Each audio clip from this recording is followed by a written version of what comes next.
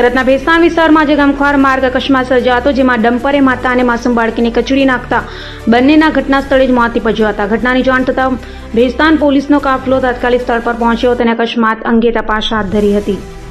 સુરતના ભેસ્તાન વિસ્તારમાં એક ડમ્પરની અડફેટે આવતા માતા અને તેની 2 વર્ષની બાળકીનું કરુણ મોત થયું હતું. મૃતકોની ઓળખ 25 વર્ષીય રૂખસાર શેખ આરિફ અને 2 વર્ષની ઝૈનબ આરિફ શેખ તરીકે થઈ છે. અકસ્માત એટલો ભયાનક હતો કે બંનેના ઘટના સ્થળે જ મોત નીપજ્યા હતા. ઘટનાની જાણ થતાં ભેસ્તાન પોલીસનો કાફલો તાત્કાલિક ઘટના સ્થળે દોડી આવ્યો હતો. પોલીસે મૃતદેહોને પોસ્ટમોર્ટમ માટે ખસેડવાની કાર્યવાહી હાથ ધરી હતી અને અકસ્માત કેવી રીતે સર્જાયો તેની તપાસ શરૂ કરી છે. ઘટનાને પગલે વિસ્તારમાં ભારે અરેરાટી ફેલાઈ હતી. પોલીસે ડમ્પર ચાલક સામે કાયદેસરની કાર્યવાહી હાથ ધરી હોવાનું જાણવા મળી રહ્યું છે.